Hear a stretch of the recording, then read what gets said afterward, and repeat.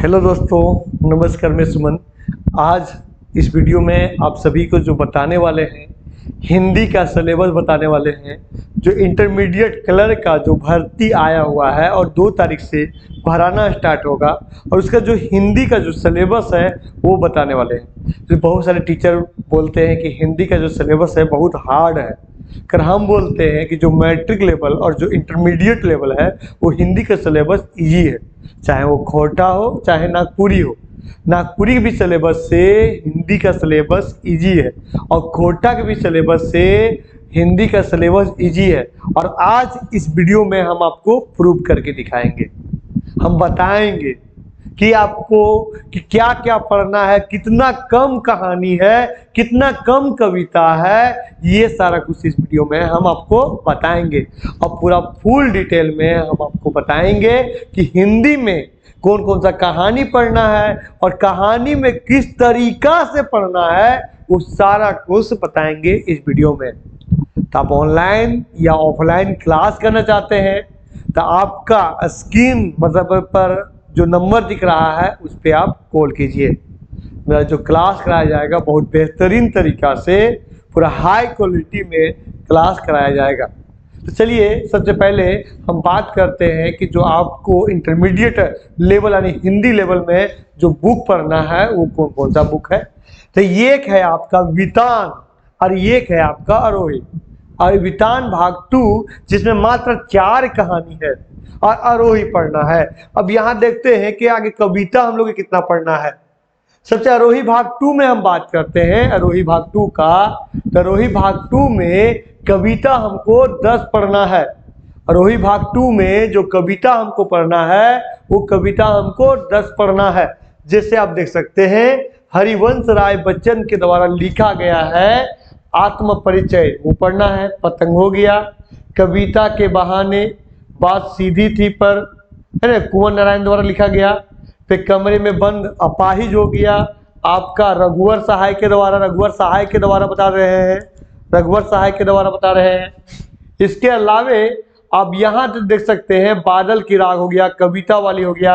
यानी 10 गो आपको पढ़ना है, वो कविता पढ़ना है, मात्र 10। और ये 10 कविता से ये मत समझिए कि आपको बहुत ज़्यादा हार्ड पढ़ना है, बहुत कम ही सिलेबस आपको पढ़ना है। यानी जो सिलेबस आपका जो है वो बहुत कम सिलेबस पढ़ना है। यानी आपको मात्र 10 कविता है और 10 कविता में उतना दम नहीं है, नॉर्मल पूछता है। ज़्यादातर यहाँ जो लेखक है तो लेखक के बारे में पूछेगा कि लेखक के जन्म कब हुआ, लेखक मरा कब, लेखक है ना, लेखक के बारे में पूछेगा, लेखक का जन्म कब हुआ, लेखक मरा कब, लेखक कहाँ तक पढ़ाई किया था, लेखक के द्वारा कौन कौन सा पुस्तक लिखा गया है, ये सारा सवाल पूछा जाता है।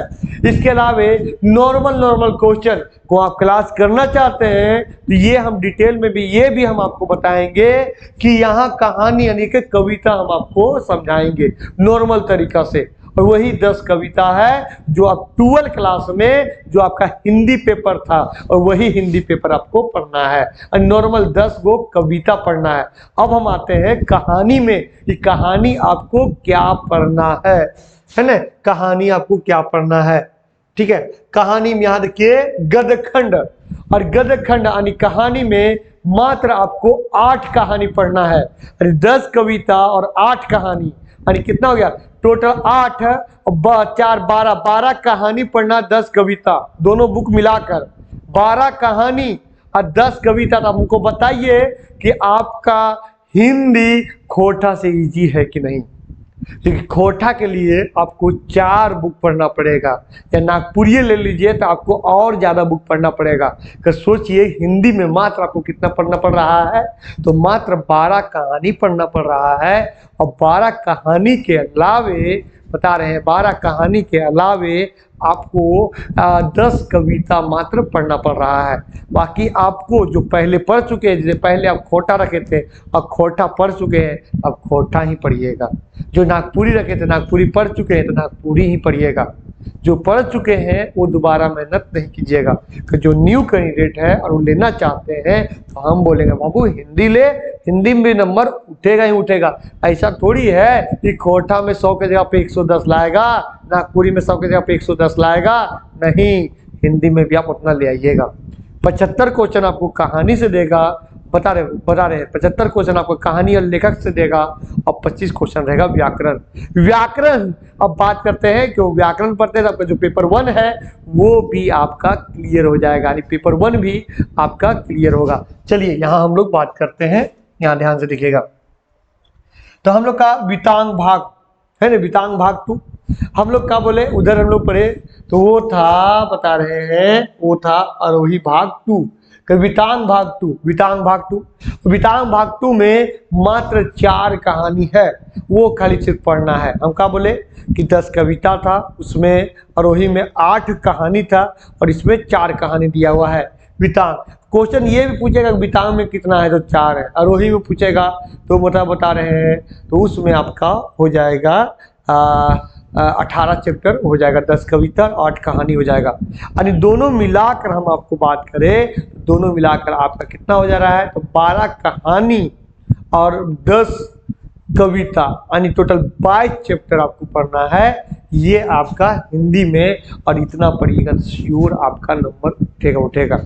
शिवांगन का एक बुक आता है, उसमें आपका ऑब्जेक्टिव क्वेश्चन भी दिया हुआ है, वो ले लीजिएगा, बेहतर रहेगा आपको, ठीक है। या तो फिर ये एनसीईआरटी का है 12 क्लास के, ये भी मिल जाए तो बेहतर है। और इसके अलावा ये सारा कुछ भी नहीं मिलेगा तो आप हमसे संपर्क कीजिएगा। मेरा ऑनलाइन क्लास चलता है और इसका ऑनलाइन टेस्ट भी अवेलेबल करवाएंगे ऑब्जेक्टिव क्वेश्चन का, तो ऑब्जेक्टिव क्वेश्चन भी आपको मिल जाएगा।